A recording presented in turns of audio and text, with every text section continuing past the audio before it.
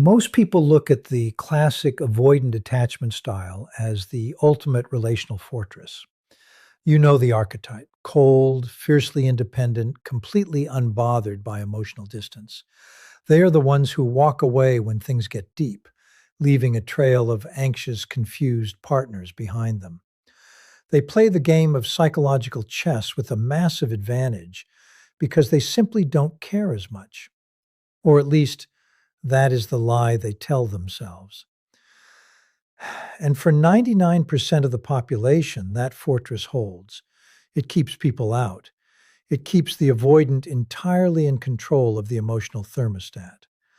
But there is a rare psychological anomaly, a specific variant of the empathic personality spectrum that doesn't just bypass the avoidance defenses, it completely dismantles them. This isn't your standard people-pleasing empath who begs for affection and feeds the avoidance need for power. No, this is the dark empath, specifically the high-caliber analytical empath. When an ordinary avoidant encounters this specific individual, the power dynamic doesn't just shift, it reverses entirely. The typical behavioral cues the avoidant uses to maintain control, the silent treatment, the subtle emotional withholding, the micro-rejections, are weaponized against them. The analytical empath doesn't get triggered by the distance. Instead, they read the distance like a text. They look past the cold veneer and isolate the exact childhood wound driving the behavior. They see the micro-expressions of fear masked as indifference. What happens next is a masterclass in psychological inversion. Because this empath type understands behavioral mechanics, they don't chase, they anchor. They mirror the avoidance space with absolute calm, completely neutralizing the avoidance primary defense mechanism. For the first time in their life, the avoidant is forced to look into a mirror that reflects their deepest vulnerabilities, without any of the familiar emotional noise they use to justify running away. It is a psychological checkmate. If you have ever wondered why some avoidants can walk away from incredible people without shedding a tear, yet completely lose their minds, break their own rules, and end up begging for a second chance from someone else, this is the hidden blueprint. Over the next few minutes, we are going to strip away the surface-level relationship advice and look at the raw operational psychology behind why this one specific empath type is the only force on the planet capable of bringing a committed avoidant to their knees. If you miss even one of the behavioral triggers we are about to break down, you will completely misunderstand how deep human programming really goes. Pay attention, because the dynamics of control are never what they appear to be. Look at the person who always walks away, the one who uses silence like a scalpel, cutting off communication the second things get vulnerable. In behavioral profiling, we don't look at that as strength. We look at it as a highly rigid, predictable script. The avoidant partner believes they are holding all the cards because they can tolerate isolation better than you can. They feed on your anxiety. Your panic confirms their safety. But right now, I am going to introduce you to the predator of that specific defense mechanism. The one person who makes the avoidant's entire psychological playbook completely useless. If you listen to this entire breakdown today, you are going to see exactly how human programming can be flipped on its head. You will understand the hidden operational flaws inside the avoidant mind and why a very specific type of empath doesn't just survive an avoidant, they completely restructure them. If you skip even a part of this, you will continue to play the anxious avoidant trap forever, completely blind to the exit door. Let's look at the baseline. The average person encounters an avoidant and tries to fix the distance with warmth. They send the extra text. They demand explanations. Every single one of those actions is data. To the avoidant subconscious, that data says, I am still in control. I am the prize. I am safe from engulfment because I can push them away at will. Enter the analytical empath. This isn't the empath who absorbs your energy and cries in the corner. This is an individual with high cognitive empathy. They don't just feel what you feel, they map it. They observe baseline behavior, vocal tonality, and fluid shifts in body language. When the avoidant pulls back, the analytical empath doesn't experience an emotional spike. Their heart rate stays steady. Their pupil dilation remains normal. They don't see a threat, they see a mechanism resetting. What happens when a machine doesn't get the expected input? It errors out. When the avoidant pulls away, expecting the standard chase, the analytical empath gives them absolute echoing silence. But it isn't the angry, passive-aggressive silence of a narcissist. It is a calm, unbothered, completely supportive space. The empath effectively says, "Oh, you need space? Perfect. Take all of it." This completely disrupts the avoidant's predictive processing. Suddenly, the distance they created doesn't feel like a fortress anymore. It feels like an isolation cell. The dopamine hit they usually get from being chased evaporates. For the first time, the avoidant is left alone with the one thing they have spent their entire lives running from: themselves. The analytical empath knows that avoidance is just a historic survival adaptation. It's an old software program written in childhood to protect a kid whose needs were rejected or ignored. Because this empath operates with surgical emotional intelligence, they don't argue with the avoidant's surface-level excuses. When the avoidant says, "I'm just too busy for a relationship right now," the average person argues the logic. The analytical empath looks at the micro-expressions, the brief fraction of a second asymmetry in the face, the downward shift in vocal pitch, and they see the underlying terror of unworthiness. When they speak, they don't speak to the avoidance mask. They speak directly to the wound underneath, using language so precise and disarming that the avoidant psychological firewall collapses. They might say something as simple and devastatingly calm as, "You don't have to perform or pull away to prove you're safe here. I'm not going to trap you." This completely breaks the avoidant's internal logic. They have spent their entire lives building a defense system against people who want to consume them or people who will abandon them. They have absolutely zero defense mechanisms against someone who completely understands them, requires nothing from them, yet remains entirely unshakable. The power dynamic shifts irreversibly. The avoidant, who previously took weeks to respond, begins to experience a hyperfixation. The uncertainty flips.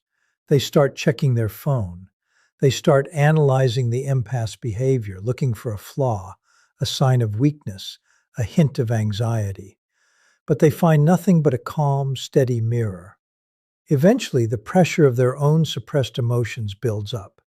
The avoidance fortress becomes their prison, and the only way out is through the door the analytical empath is holding open. They don't just come back. They return stripped of their ego, ready to communicate, completely brought to their knees by the one force they couldn't run away from: absolute, seen-through understanding. To truly understand why the avoidant attachment style is so easily dismantled by a high-caliber analytical empath, we have to first strip away the myth of their emotional independence. In the world of behavioral profiling, there is a massive difference between genuine emotional autonomy and a highly rigid, hyper-vigilant defense system. The casual observer looks at an avoidant individual, someone who can cut off a relationship in 24 hours, who utilizes the silent treatment with surgical precision, and who seems completely unbothered by emotional distance, and concludes that this person possesses a unique kind of psychological strength. They look like an unshakable fortress. But if you analyze the baseline metrics of human behavior, you quickly realize that a fortress is not a sign of absolute power. A fortress is a monument built out of absolute terror. The independent exterior that the avoidant presents to the world is actually a fragile, highly predictable behavioral mirage. It is a protective shell designed to keep people at a safe distance because the internal infrastructure cannot handle the weight of genuine vulnerability. This entire system relies on a very specific, repeatable script. It operates on the assumption that the people they encounter will react to their withdrawal in a highly predictable way. When an avoidant pulls back, the standard human script dictates that the partner will experience a massive spike in anxiety. The partner will text more, demand explanations, beg for reassurance, and exhibit frantic chasing behavior. To the subconscious mind of the avoidant, this chase is the ultimate safety metric. It provides them with an immense amount of operational data. Every panicked text message and emotional plea from their partner confirms two things to the avoidant's internal software. First, that they are completely safe from being suffocated or trapped because they have successfully established distance. And second, that the partner is still safely anchored to them and isn't going anywhere. This creates a deeply distorted dopamine reward loop where the avoidant feels incredibly powerful and secure precisely because they are causing someone else to panic. They use your emotional dysregulation to regulate themselves. It is a game of psychological chess where they always hold the advantage because they have convinced themselves that they simply care less. However, because this behavior is completely reactionary rather than autonomous, it is fundamentally weak. The entire independent persona is an illusion that completely depends on the partner playing the role of the chaser. If you remove the chaser from the equation, the avoidance illusion of strength instantly begins to fracture. Their independence is not a self-sustaining power source. It is an echo chamber that requires the noise of your anxiety to feel solid. When they encounter an individual who does not provide that noise, who does not follow the predictable script, the structural integrity of the avoidance armor is put to the test for the first time. Without the validation of your pursuit, the cold, unbothered exterior begins to warp into profound confusion. They are exposed to the raw reality that their defense system is entirely hollow, built not on self-sufficiency, but on a desperate, lifelong avoidance of their own deep-seated fears of unworthiness and rejection. They realize that the walls they built to keep the world out have actually trapped them inside a very small, very lonely room, completely defenseless against someone who can see the fragile child hiding behind the massive stone walls. To understand the precise point of failure in the avoidant psychological defense system, we must dissect the unique weapon system that is the high-caliber analytical empath. In standard psychological discourse, empaths are almost universally painted as highly sensitive, deeply emotional people pleasers who absorb the energy of a room and lose themselves in the needs of others. That is the classic emotionally reactive empath, and to an avoidant, that type of person is an easy target, someone whose anxiety can be easily exploited to maintain control. But the analytical empath belongs to an entirely different taxonomic category of human behavior.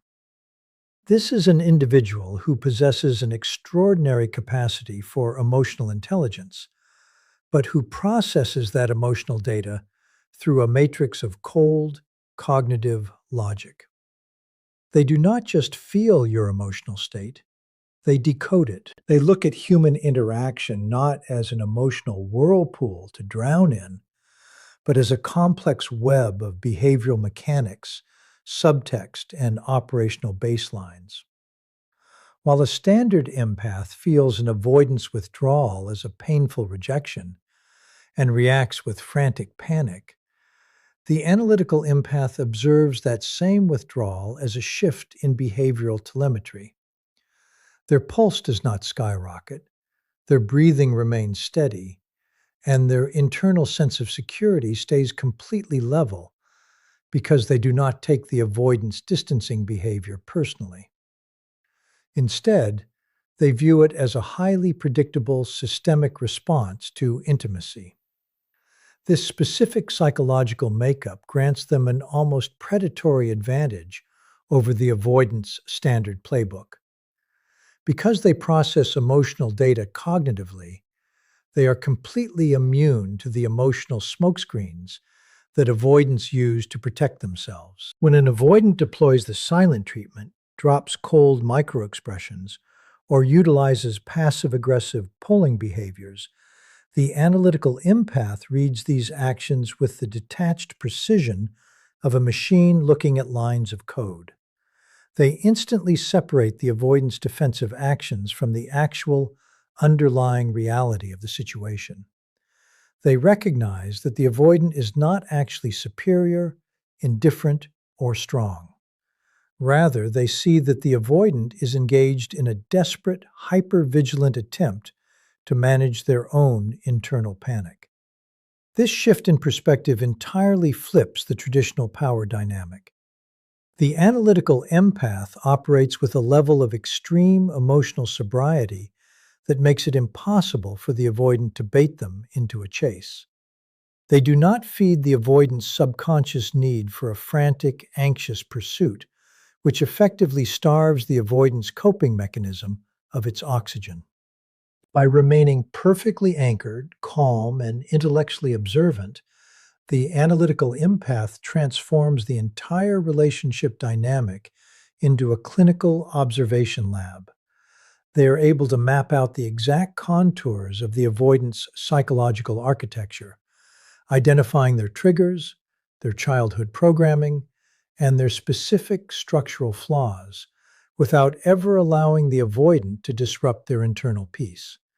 It is the ultimate synthesis of profound human insight and unshakable psychological stability, creating a conversational and behavioral environment where the avoidance traditional tools of emotional evasion are rendered completely useless, leaving them utterly exposed to a mind that understands them far better than they understand themselves. The standard relational ecosystem of an avoidant operates entirely on an unspoken law of physics. For every action of withdrawal, there must be an equal and opposite reaction of pursuit. This is the dopamine reward loop of control that sustains their psychological equilibrium. When the avoidant pulls away, the subsequent chase from an anxious partner gives their brain a powerful chemical payoff, reinforcing their sense of safety and dominance. But when they deploy this exact strategy against a high-caliber analytical empath, they collide headfirst with a devastating psychological counter-strategy, the law of non-reaction. This mechanic completely short-circuits the avoidance predictive processing software. When the avoidant steps back into the shadows of their usual silence, expecting the predictable flood of frantic messages, tearful voice notes, or demands for clarity, they are met with absolute, unbothered, echoing silence. It is not a hostile silence, nor is it the calculated, passive-aggressive stonewalling often used in toxic power games. It is a calm, entirely supportive space. The analytical empath essentially grants the avoidant exactly what they claim they wanted, with zero friction. This absence of resistance completely breaks the avoidant's internal compass. In behavioral terms, human beings derive a massive sense of validation from the friction they create in others. If you pull on a rope and nobody pulls back, you instantly lose your balance. Without the anxious chase to validate their withdrawal, The distance the avoidant created doesn't feel like a position of power anymore. It suddenly feels like an isolation cell. The dopamine hit they normally receive from being pursued completely evaporates, replaced by a sudden, jarring vacuum.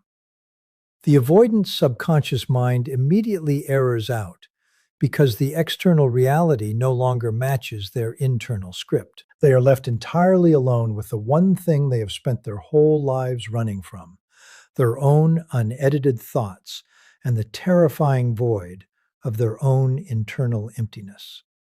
The law of non-reaction strips away the avoidant's ability to blame the partner for the breakdown of the connection. In normal dynamics, an avoidant can easily justify running away by pointing to their partner's frantic behavior and labeling them as crazy, needy, or smothering. This projection allows them to maintain the illusion that they are the healthy, rational one. But the analytical empath's absolute stability denies them this escape hatch. There is no drama to point to, no emotional dysregulation to weaponize, and no pressure to fight against. The empath's non-reaction acts as a flawless, unshakable mirror, reflecting the avoidant's internal panic directly back at them. As the days pass without a chase, the avoidant's initial relief mutates into a profound, creeping anxiety. They begin to realize that the doors to the fortress are wide open, yet no one is trying to force their way in. The terrifying realization sets in that while they thought they were exercising ultimate control by walking away, they were actually just allowed to leave without a fight. This complete inversion of expectations completely dismantles their psychological footing, causing the avoidant's internal defense system to collapse under the weight of its own uselessness, rendering them entirely vulnerable to the quiet power of a partner who cannot be manipulated into a chase. To understand how the high-caliber analytical empath penetrates the deepest layers of the avoidant psychological armor, we must look at the mechanics of X-ray empathy and vulnerability mapping. For the average person, the avoidant's cold, independent mask is an impenetrable wall.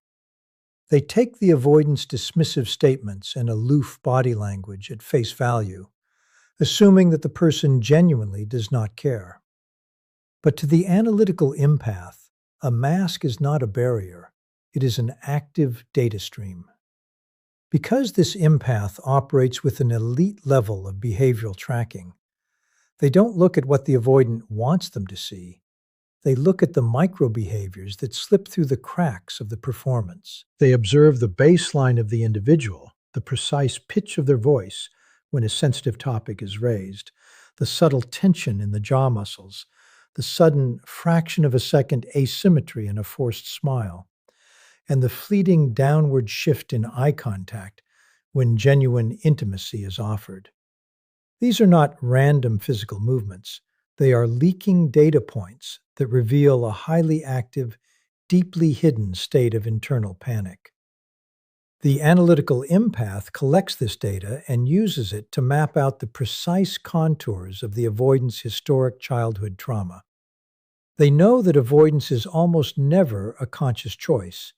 It is an ancient survival script written in early childhood to protect a vulnerable kid whose emotional needs were routinely rejected, ignored, or swallowed by an overwhelming caregiver. When the avoidant individual grows up and uses the phrase, "I am just too busy for a relationship right now," the average partner tries to argue the logistics of their schedule, completely wasting their breath. The analytical empath, however, bypasses the logical argument entirely. They look directly past the surface-level excuse and isolate the underlying childhood wound driving the behavior. The terrifying fear of being consumed, controlled, and ultimately abandoned. Armed with this hyper-precise psychological map, the analytical empath does something completely counterintuitive. They refuse to attack or fight the firewall.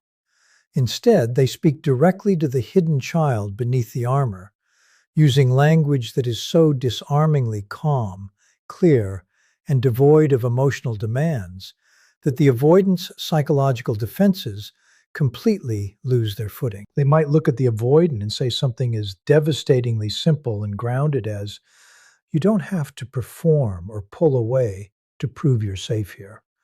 I am not going to trap you, and I am not going to chase you." This sentence is an operational masterpiece because it systematically disarms every single trigger the avoidance defense system is prepared to fight. It proves to the avoidance subconscious mind that this specific partner cannot be manipulated into a conflict, cannot be pulled into a toxic game, and most importantly, can see right through the tough exterior. For the first time in their life, the avoidant is placed in a behavioral matrix where their hiding spots have been entirely stripped away. They realize that the cold persona they have spent decades perfecting is completely transparent to this person. The profound shock of being truly seen, not judged, not criticized, and not begged, but deeply and accurately decoded, creates a massive breach in their emotional security system, leaving them completely exposed to a level of psychological intimacy they have spent their entire existence running from. The final phase of this psychological confrontation is the activation of the inversion matrix, the precise mechanical sequence where the avoidant transitions from a position of absolute emotional dominance to a state of complete hyperfixation and eventual surrender. In the initial stage of any relational fracture, the avoidant sits comfortably in the seat of the withholding partner. They have successfully deployed their silence, and their internal software assumes they dictate the emotional climate of the connection. But as the analytical empath's law of non-reaction takes hold, a profound algorithmic error occurs inside the avoidant's subconscious mind. The expected feedback loop of partner anxiety is entirely absent. This absence of data creates a severe psychological vacuum, and human nature abhors a vacuum. The avoidance brain, desperate to regain its equilibrium and prove that its defense mechanisms are still functioning, is forced to actively seek out the data it is missing. This is the exact moment the hunter becomes the prey. The avoidant begins to execute low-level investigative behaviors that they would normally consider entirely beneath them. They find themselves opening communication apps just to check the empath's active status, tracking social media updates for subtle emotional tells, or rereading old text messages to locate the exact moment they lost control of the behavioral narrative. Every search yields a flat baseline. The empath remains perfectly composed, unbothered, and entirely autonomous. This lack of response triggers an intense state of cognitive dissonance. The avoidant's primary cognitive framework dictates that they are the prize, the one who leaves, and the one who controls the emotional thermostat of the room. When the external reality continuously disproves this framework, their subconscious mind shifts from casual indifference into hyperfixation. The obsession is not initially born out of sudden, healthy love. It is born out of a desperate, ego-driven need to correct the behavioral anomaly. They cannot tolerate the fact that someone has looked at their absence and chosen peace over panic. As the hyperfixation deepens, a terrifying psychological inversion takes place. The avoidant's own deeply suppressed anxious attachment wiring is suddenly forced to the surface